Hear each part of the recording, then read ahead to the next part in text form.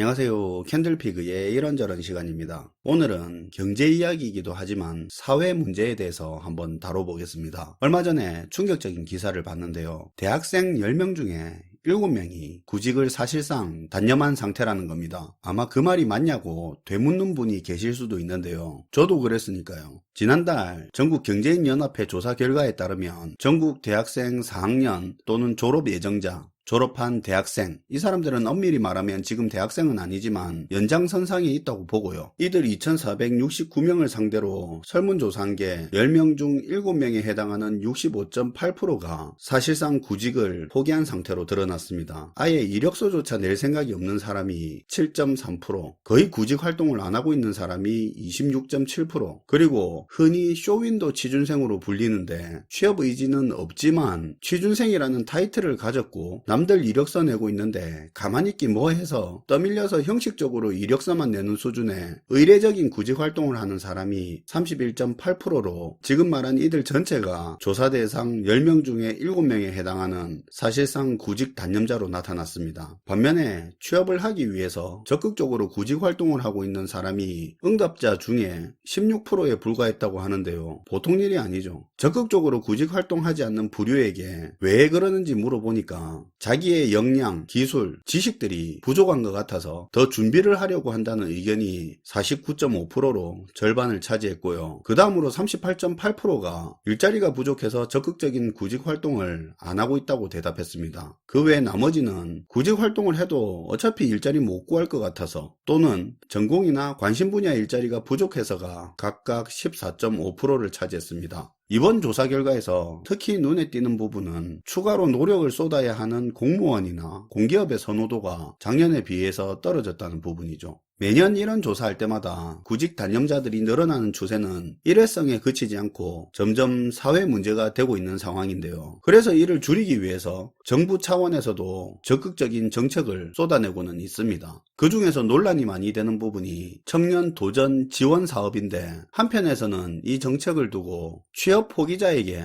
300만원 더 주는 정책이라느니 열심히 살고 있는 청년들의 힘을 빼는 역차별이 되는 정책이 될 수도 있다는 그런 비판도 나오고 있습니다.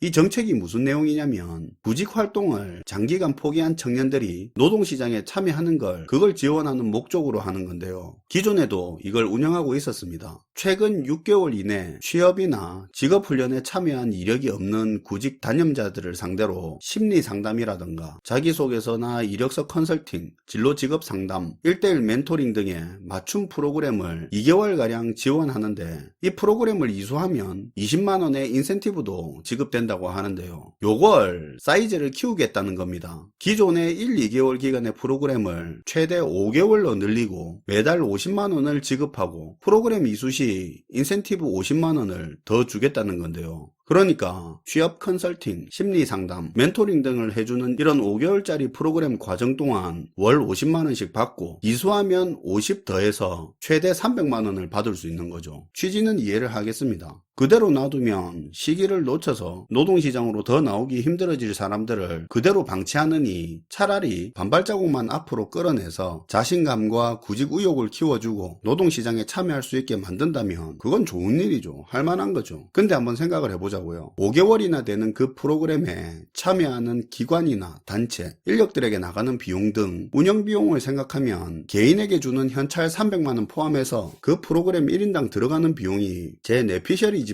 못해도 600, 700은 거뜬히 넘어갈 것 같은데요. 앞에서 이야기했지만 적극적으로 구직에 참여하는 대학생이 단 16%밖에 안 되는데 이들의 서류 전형 합격률이 35.8%밖에 안 된다고 합니다. 하고자 하는 사람들한테 예산 배정을 더 늘리는 게 맞는 거 아닐까요? 구직 단념자의 자신감을 키우는 사업은 필요하다고 보지만 이렇게 기간을 늘리고 예산을 늘린다고 그에 비례해 구직 단념자 수가 줄어든다고 보지는 않습니다. 오히려 금액이 크니까 제밥에 눈독 들이는 사람들이 더 몰릴 수도 있겠죠. 또한 이런 건 하고자 하는 사람의 의욕을 더 꺾는 나쁜 사례가 될 수도 있다고 보고요. 불필요한 예산 확대라는 비판이 나오는 것도 당연하다 생각합니다. 그래서 정책 당국에서는 이런 비판을 의식해서인지 취업률 성과와 연계한다든지 사후 관리를 철저하게 할 계획이라고 하는데 그렇게 긍정적으로 보이지는 않는 것 같습니다. 근데 사실 우리 한 번쯤 생각해 본 사람들이라면 알겠지만 지금의 청년 구직 단념자 급등 같은 이런 문제는 원인이 단편적인 게 아니라 복합적인 문제가 얽히고 설켜서 드러나는 결과라 이런 정책으로 해결되는 문제는 아니죠. 지난 십수년 혹은 수십 년간 해결하지 않고 쌓아놓은 사회 여러 문제가 누적되면서 이 경기 하강 시기에 들어서 나타나는 겁니다. 그 중에 하나가 구직을 단념하는 청년 급증이고요.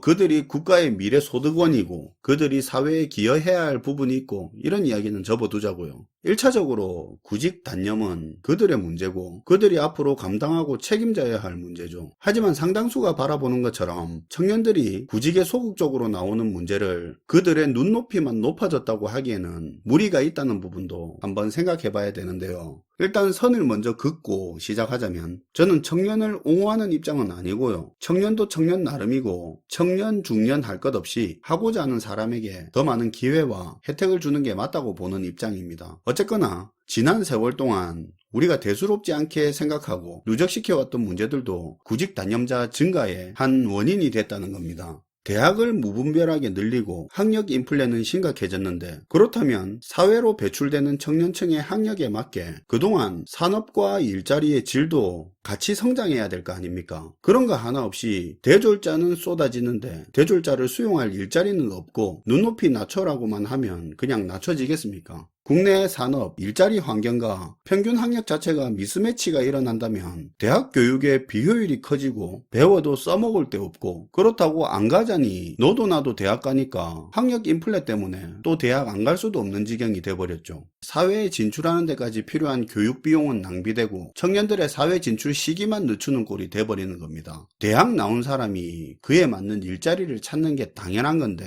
막상 일자리 보니까 학교에서 배우며 그리던 미래와 현실의 일자리 상황이 너무 달라서 구직에 주춤하게 되는 건 입장 바꿔놓고 생각해보면 어쩔 수 없는 부분이기도 합니다. 그리고 좀비 기업들도 청년 구직 단념자 증가에 한몫했다고 보는데요. 영업이익으로 이자도 못 내는 기업을 좀비 기업이라고 합니다. 이 좀비 기업 문제는 10년 전부터 청산해야 할 문제였는데요. 매번 빚만 늘리면서 사업을 유지하는 좀비 기업은 다른 기업들이 돈 빌릴 기회를 빼앗아가고 산업과 일자리의 질도 악화시킵니다. 벌어서 이자도 못 내는 회사 안에 돌아가는 꼴이 어떻겠습니까? 뻔하죠. 이런 좀비 기업의 확산은 청산해야 할 문제인지 알면서도 매 정권마다 청산했을 때 폭증할 실업률이 두려워서 정치적 부담을 지기 싫어서 해야 할 숙제는 외면하고 더 지원하다 좀비 기업을 지금까지 이렇게 늘려왔습니다. 이제 경기 하강세가 강해지고 고금리 시기에 들어 이자 부담이 커지니까 좀비 기업이 급증하고 있는데요. 지난 10월 한국은행이 발표한 2021년도 기업 경영 분석에 따르면 이게 금리 오르기 전의 자료입니다. 아무튼 번 돈으로 이자도 못 내는 좀비 기업의 수가 5곳 중에서 2곳 수준이라고 합니다. 요즘 청년들 사이에서 근무 여건 안 좋고 질 나쁜 중소기업을 조소라고 부르면서 서로 근무한 경험담을 공유하는데요. 그 경험담을 보면 있던 구직 의사도 뚝 떨어질 정도죠. 이런 회사들 상당수가 돈 벌어 이자도 못 내는 좀비 기업입니다. 이런 좀비 기업들이 크게 늘면서 중소기업 이미지를 완전히 망치고 있죠. 그러다 보니 멀쩡한 중소기업들마저 똘똘마리로 조소 취급받는 일이 벌어지고 있고 인력 유치는 더 힘들어지고 구직자의 중소기업 기피하는 현상은 더 심각해지고 있는 겁니다. 취준생의 눈높이가 높은 걸 떠나서 졸업했다고 급하게 취업했다가 이런 회사에 착취를 당하느니 원하는 기업에 취업될 때까지 혹은 준비가 더 될 때까지 미루겠다는 심리가 생기는 건 어쩔 수 없겠죠. 애초에 좀비 기업을 정리하지 않은 결과가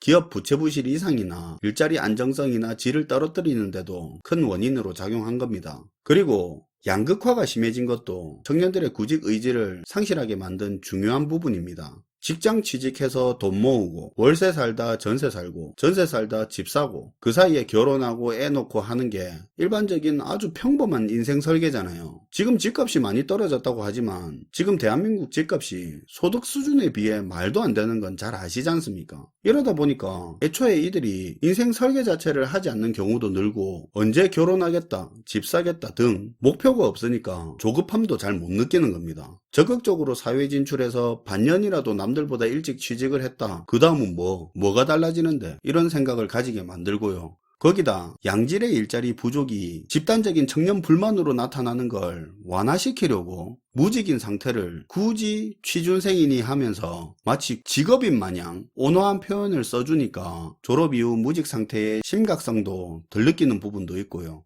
사실 제가 말하는 부분 말고도 시청자들 중에서 구직 단념자 증가 문제에 대한 원인을 다양하게 말할 수 있을 겁니다. 그만큼 지금의 청년 구직 단념 문제는 과거처럼 자기 능력보다 과도한 눈높이의 문제만은 아닌 거죠. 아무튼 구직 단념자를 증가시키는 사회적인 배경도 이렇게 있기는 하지만 이유야 어찌됐든 구직을 단념한 건 본인이 선택한 부분이라 책임을 져야 할 겁니다. 미루고 준비하는 기간만큼 누군가는 그 시간 동안 경력을 채워가고 있을 거고요. 그래봐야 계약직 아니냐 할 수도 있죠. 맞죠? 하지만 그들의 계약이 종료되어서 같은 시기에 다시 노동시장에서 만난다 하더라도 신입보다는 경력이 압도적으로 기회도 많고 유리할 겁니다. 기업 환경이 나빠져서 신입을 뽑는 회사는 갈수록 일자리의 질이 안 좋을 확률이 높아지고 있고요. 사실 자신의 능력이 부족한 것 같아서 더 준비를 하려고 구직에 소극적이라는 의견이 절반인데 그거 어떤 마음인지 잘 알죠. 저도 겪어본 거니까요. 하지만 그게 의미가 없는 노력이고 시간 낭비일 경우가 되게 많습니다. 일단 플레이그라운드로 나와서 부딪혀야 내가 뭘 해야 하는지 뭘 보강해야 하는지 윤곽이 나옵니다. 한 번의 실수도 없이 첫 직장부터 첫 단추를 잘 끼우고 싶은 마음 누가 모르겠습니까? 근데 해봐야 아는 겁니다. 원하는 기업이라고 갔는데 막상 일해보니까 원하는 기업이 아닐 수도 있고요. 잠시 머물 목적으로 간 곳에서 적성을 찾을 수도 있습니다. 물론 좀비 기업은 제외입니다. 연습 경기장에서 아무리 준비를 해도 실전에 나오지 않고서는 알 수 없는 것이 있습니다.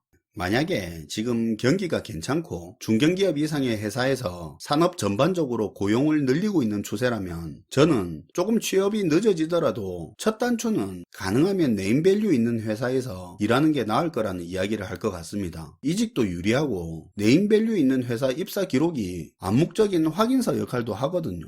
근데 지금은 저는 그렇게 말 못할 것 같습니다. 일단 경기 침체 상황이 왔을 때 경력자도 잘려나가는 판국에 신입을 뽑을 일 만무하고요. 침체 상황이 조금이라도 길어지면 30대 중반이 될 때까지 신입으로 구직 활동하고 있는 최악의 상황이 될 수도 있습니다. 이렇게 되면 노동시장에서 도태될 가능성이 굉장히 크죠. 지금은 조금이라도 빨리 경력을 만들어 놓는 게 좀 더 현실적인 시기인 건 아닌가 생각을 합니다.